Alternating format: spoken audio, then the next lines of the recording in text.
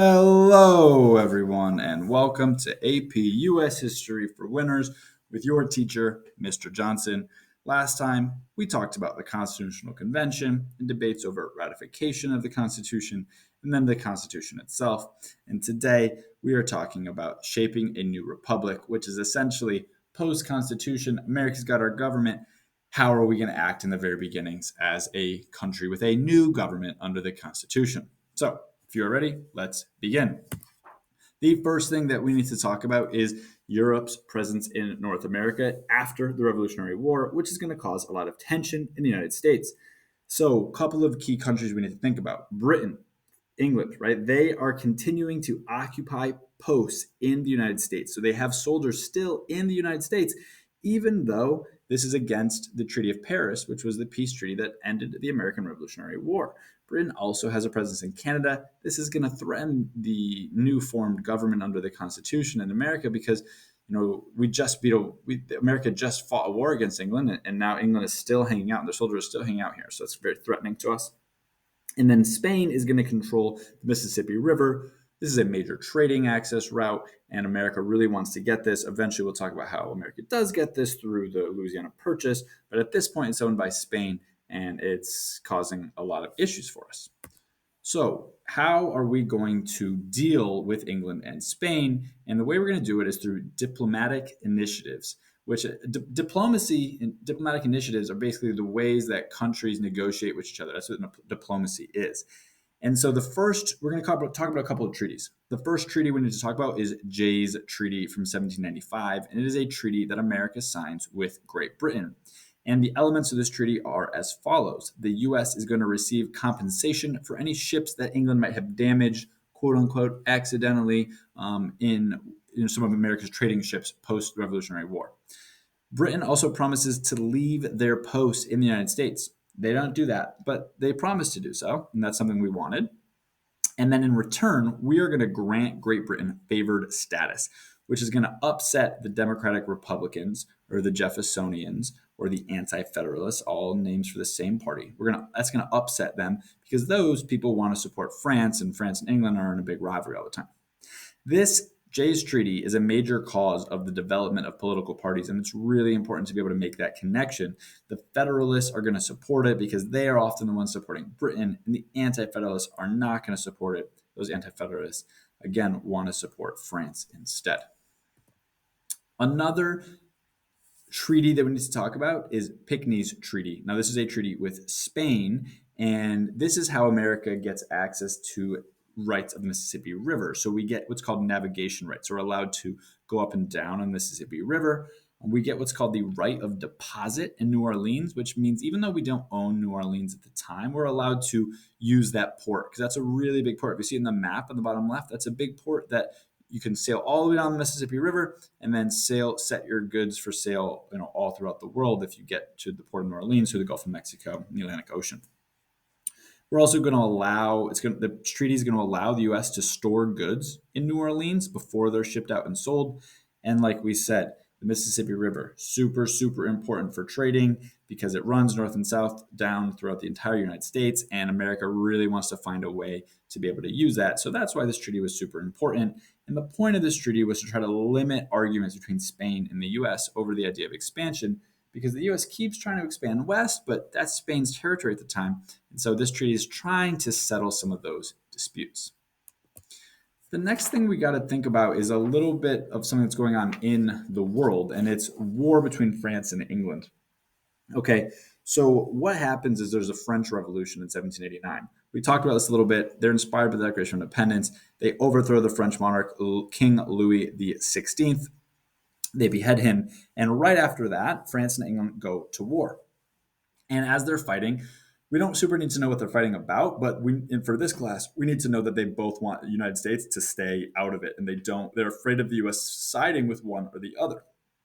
And so what happens is this word called impressment. And so that's when the British Navy comes into our ships that might be sailing in the Atlantic Ocean and forcefully basically kidnaps them and forcefully makes them to be members of the British Navy.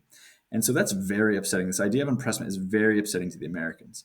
Now, France is hoping, because of all this, that the US is going to provide aid to them. They're hoping that they'll do this to return the favor from the American Revolutionary War. And the groups that want to do this, again, that's the Democratic Republicans, the Jeffersonians. They are the ones, the anti-federalists, right? They're the ones who want to side with France. And this is another major cause of our first form of parties, because we have the Federalists, who are going to be backed up by Hamilton. Like we said, they support England. And then the Anti-Federalists and all those other names, same party, but they're backed up by Thomas Jefferson.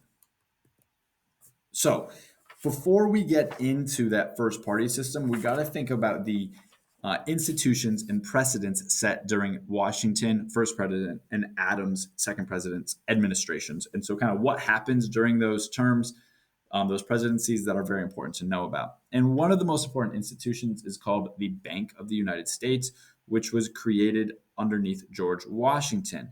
This is a super important concept, and we're going to talk about this a lot for the next couple of units.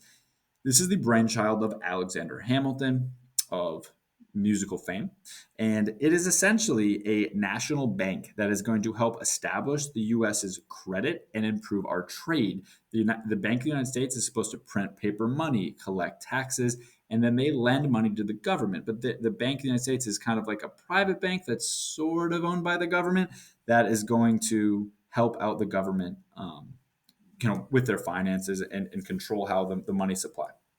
Now, there's different interpretations of this. Jefferson does not think that this should be allowed. He basically says, look, in the Constitution, it doesn't say that we can do this. It's a strict interpretation of the Constitution. So Jefferson's like, we shouldn't be doing this. And Hamilton, he's a guy who would loosely interpret the Constitution, and he thinks it is important.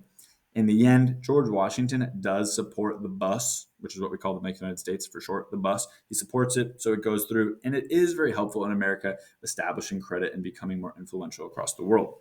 Some other precedents that get set. Now, precedent is something that happens in the beginning that everyone just kind of does after because it happened in the beginning. These are actions that were taken by George Washington that are then followed by future presidents. So the two-term tradition is one of them. Washington only served 2 4-year terms. And there's nothing in the Constitution at that time that said he had to retire, but he does retire. And every president since then, up until FDR, does the same thing. They refuse to run for a third term. And then FDR, we'll talk about that in the 1940s. He's president 4 terms. So after him, they come up with an amendment to the Constitution to make sure that that wouldn't happen again. But that 2-term tradition is an important precedent. Another one is the presidential cabinet. So these are advisors to the president, heads of different departments that are going to help the president make decisions. George Washington creates the first cabinet, and ever since then, every president's had a cabinet to help them make decisions. All right, now we need to break down what we've kind of been hinting at throughout this, the first party system, because essentially right after George Washington, who's not really a part of a party, but he's probably a Federalist if we had to make him a party, we get a split in America and we get to see our first parties. Now, we think about parties today like Democrats versus Republicans, but back then we've got some different names. So the first group we got to think about is the Federalists. They are led by Alexander Hamilton and John Adams. And the second group is the Democratic Republicans, or the Anti-Federalists, or the Jeffersonians, or the Republicans. You're going to hear them called any of these names, okay? And these are led by Thomas Jefferson and James Madison. Now, big idea picture here. The Federalists, the first group we talked about, they want a big central government, and the Democratic Republicans want a small central government. And that's the main idea, but now we're going to break those ideas down into 4 main differences, and there's going to be a lot to consider here, so get ready. First thing is the power of the government. Like we said, the Federalists want a stronger national government, and the Democratic Republicans want a smaller national government. They want the states to have more power. That's the first idea. Second, foreign policy, how we're doing with other countries. The Federalists support England. They want England to be a major trading partner. They liked Jay's Treaty. They want England to be a favored trading partner, right? This is going to upset France. And the Democratic Republicans, they support France. They say, hey, France helped America out during the Revolutionary War. They were inspired by the Declaration of Independence to do their own French Revolution. We should help out France. So that's a difference, okay? Federalists, England, Democratic Republicans, France. Third main difference, economic policies, all about the Bank of the United States. The Federalists support the Bank of the United States. They like his financial plan, Alexander Hamilton's financial plan, which the Bank of the United States was the most controversial aspect of it. The Democratic Republicans, they say they want a strict interpretation of the Constitution. It basically means if it's not in the Constitution that the government can make the Bank of the United States, so we can't do it. The fourth idea here is liberty and order, so freedom and laws, okay? And the Federalists want strong law and order. Kind of makes sense. They want a strong central government. John Adams is a Federalist, the second president, and he comes up with a law called the Alien and Sedition Acts in 1798. And this is basically meant to silence anyone who disagrees with him, silence the Democratic Republicans. It includes punishments for criticizing the government. It includes fines and jail time. Okay. The Democratic Republicans want a strict interpretation of the Constitution. If it doesn't say it in the Constitution, you can't do it. They thought the government had no power to do the Alien Sedition Acts.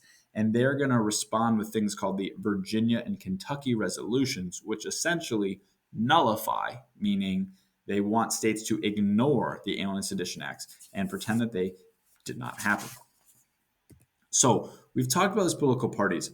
Right before the political parties are formed, right, just kind of going back in time for a little bit, we have George Washington. When he retires after his second term, he has this thing called a farewell address.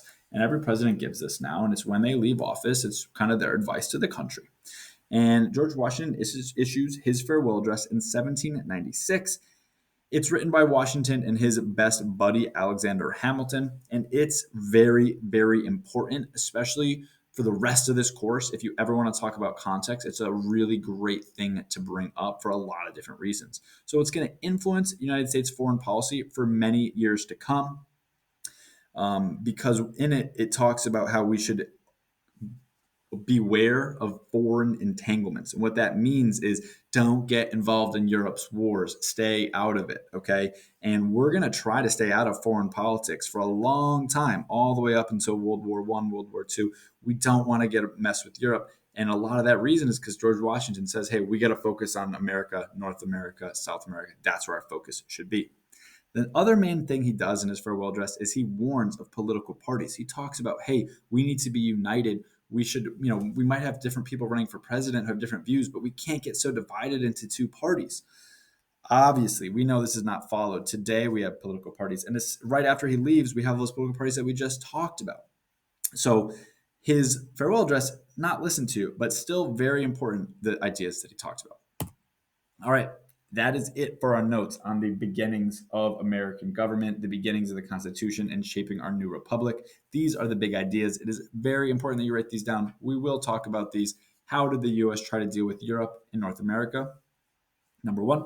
Number two, why were the first political parties formed, and what are their beliefs? I know there's a lot to know there, but we got to be able to break it down. And number three, what did Washington state he wanted for America during his farewell address? What were those two ideas? So that's it. Thank you so much for watching, and I will see you next time.